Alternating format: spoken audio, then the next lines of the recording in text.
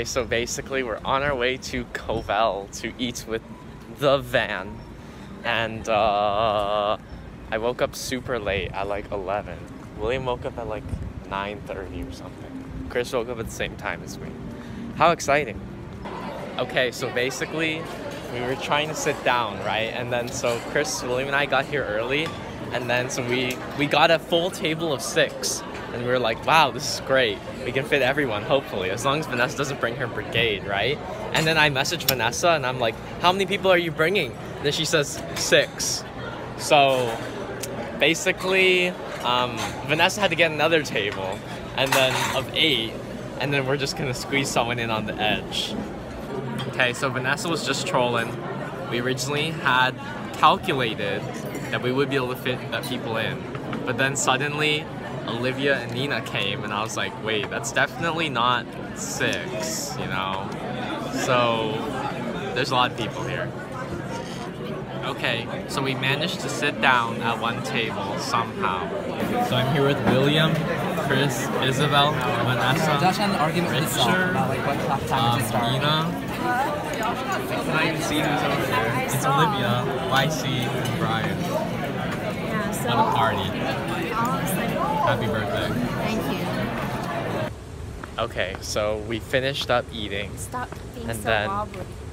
More So we space. finished up eating, Okay, that's and then I had a word with Vanessa for a bit. We were walking around and talking, and now Vanessa's on the way to pick up mail. And I'm gonna head off to finish editing my vlog. So yeah. So I'm getting mail with Vanessa. The line is very long. It stretches like through to another hallway because all the dorms get mail from the same place, which is pretty messed up. And it's like this is like a vault where there's like 1 million mailboxes right next to each other. It's really crazy, right, Vanessa? Yes. Yes. Okay, so I finished my talk with Vanessa and I came back to the room. And then so I was editing my vlogs and updating my blog, and pretty much we just talked. And then William, he always trashes on my PLL recognition, but then we did a PLL recognition test and William might have realized that it's hard. Okay, so basically after that, Chris and William, they went to go play basketball and they left me here alone.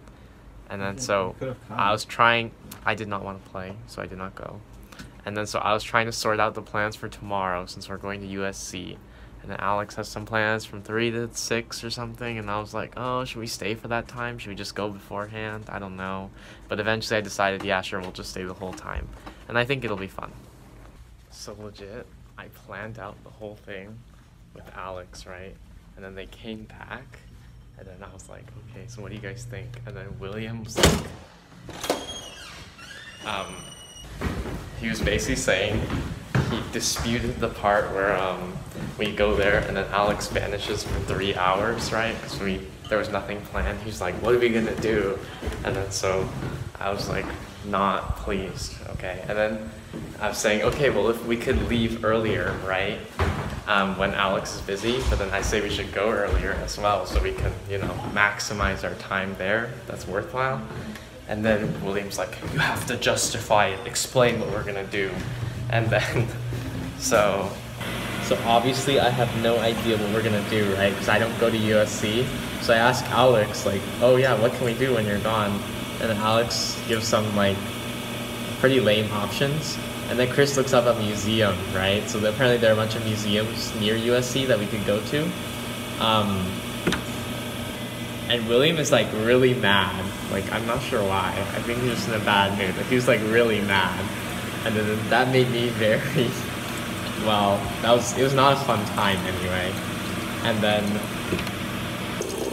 And then so we are like, okay, so what are the museums, like, how are the museums, William? Is that satisfactory enough for you? And then he's like, I don't care. And then we're like, oh, we're asking you which one you prefer, you know, between staying there and then going to the museums or not staying. And he's like, either he doesn't care.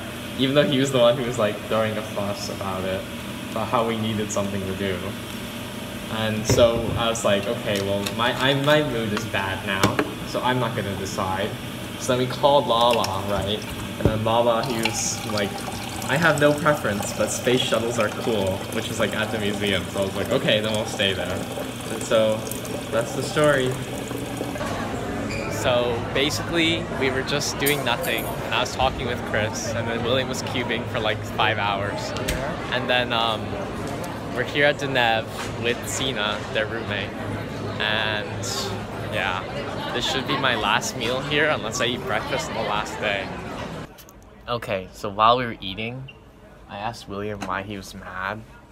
And basically, he explained why he was mad, but then he was like, you don't need to know that. No, like, you don't need me to tell you why.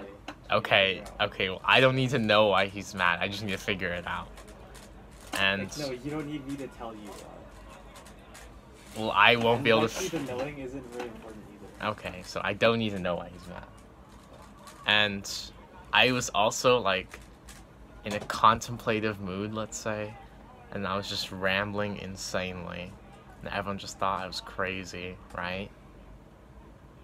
Chris? Lucky day. Okay, so initially the plan was that we were gonna go to Hedrick and then visit like the crew, whatever.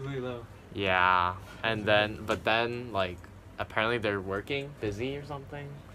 And then so out of nowhere, William gets a PB, right, of 11 seconds, and then I was shocked since I was thinking like, I think all of Chris's times are just unattainable. They're in another realm. Like there's no way we could ever get there in a million years.